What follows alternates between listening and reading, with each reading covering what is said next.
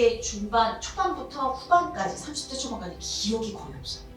거의 밤을 새듯 미친 듯이 어떻게든 내가 유명해지고 인기를 얻어야 되고 돈을 벌어야 되고 뭐 집이 워낙 빚도 많았으니까 그런 현실적인 문제에 봉착해서 정말로 삭막하게 달렸던 것 같아요.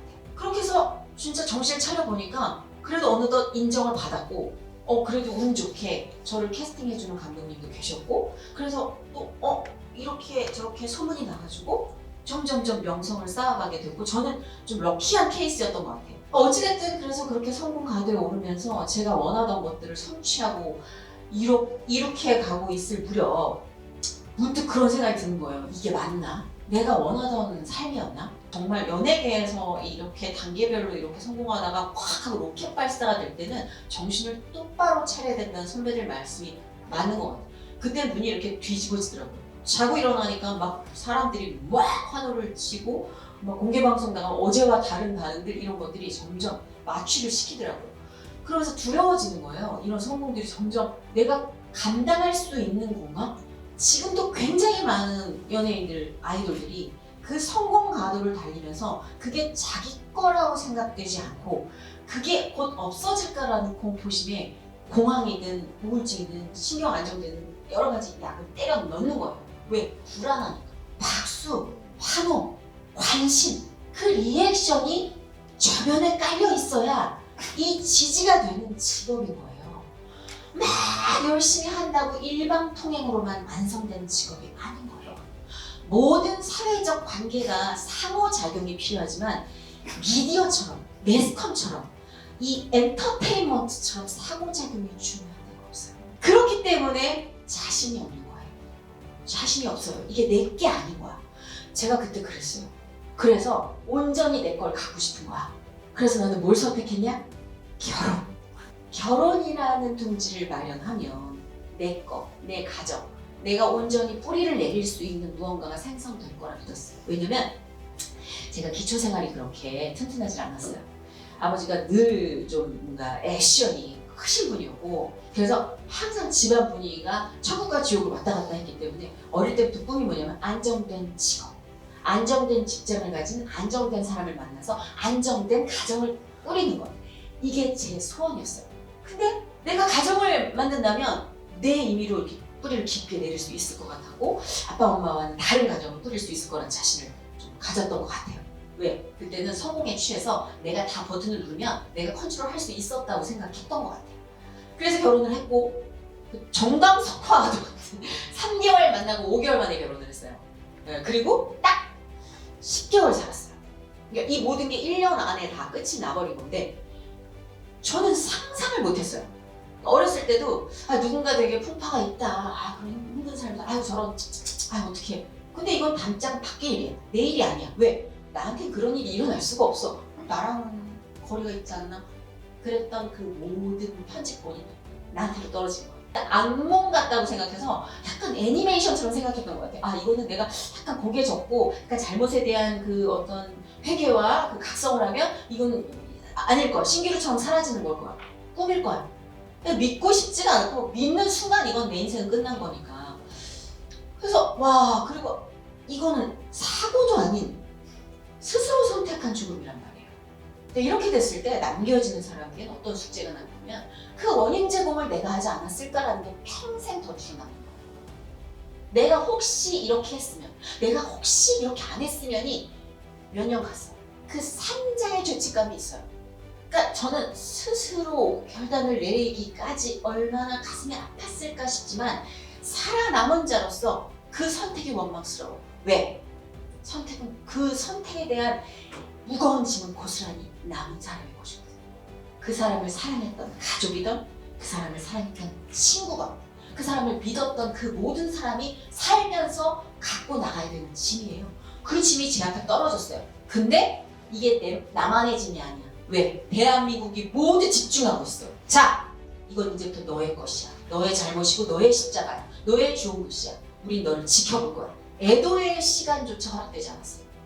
수많은 의혹들과 수많은 의문들과 왜 그랬을까? 왜 그런 이유를 그런 결정을 했을까? 그 배우엔 누가 있었을까? 정선이는 알고 있었을까? 모르고 있었을까? 내가 알고 있는 사람이 그러는데 그렇게 하더라, 카더라.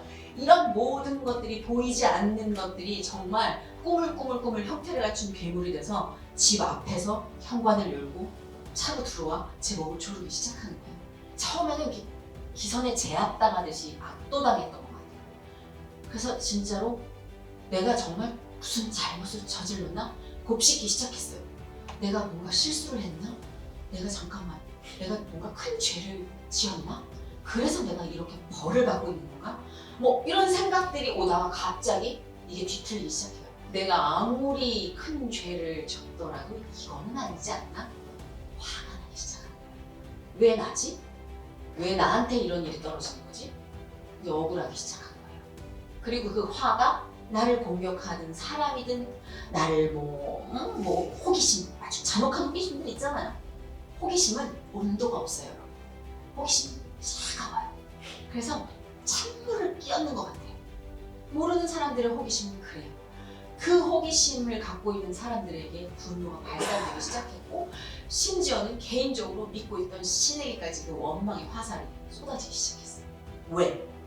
왜 표적이 나였는데? 나는 열심히 산 기억밖에 없었고, 난 어린 시절 보상받지 못했던 가정을 이루고 싶은 그 꿈만 갖고 있던 사람인데 왜? 그러면서 드라마를 쓰기 시작하는 거예요. 왜? 비련의 여주인공처럼 매력적인 주인공은 없어요. 그때부터는 위로의 모든 말들이 화살이에요. 그때는 내가 너무 가시가 돋쳐 있었고 내 안에 슬픔이 너무 많아서 사람들이 선의를 갖고 있던 어떤 애도의 마음이든 위로의 마음이든 받을 준비가 안 돼 있었던 것 같아요. 이거는 지울 수 없다면 내가 라벨을 달리해서, 카테고리를 달리해서 보관하는 수밖에 없겠구나. 내가 자꾸 분노와 슬픔의 카테고리 안에 물건을 쑤셔 넣을 게 아니라 옷장 정리를 좀 하자. 내가 감사할 카테고리 안에 감사를 넣어놓고 슬픔 카테고리 안에 슬픔 넣자. 안 슬프다고 쌩 까는 것처럼 사람 복이 쌓이는 일은 또 없어요. 그래서 제가 카테고리를 구분하기 시작했고, 그 시점에 저한테 번영일이 들어왔어요.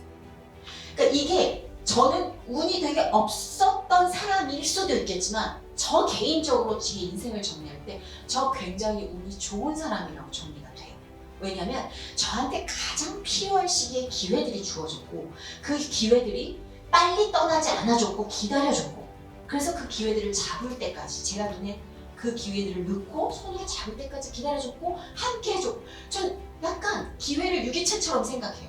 그래서 그 기회가 찰나의 순간 확 사라지는 게 아니라 내가 정말 강하게 염원하고 바란다면 그 기회는 나를 기다려주기도 한다는 걸, 사람을 통해서든 일을 통해서든 휴식을 통해서든 그 기회는 나를 기다려준다는 걸 깨달았어요. 그렇게 책을 한 권을 번역하고 나니까 이게 뭔가 개운하게 안에서 잠깐만, 내가 두 다리로 섰다라는 느낌이 들었어요.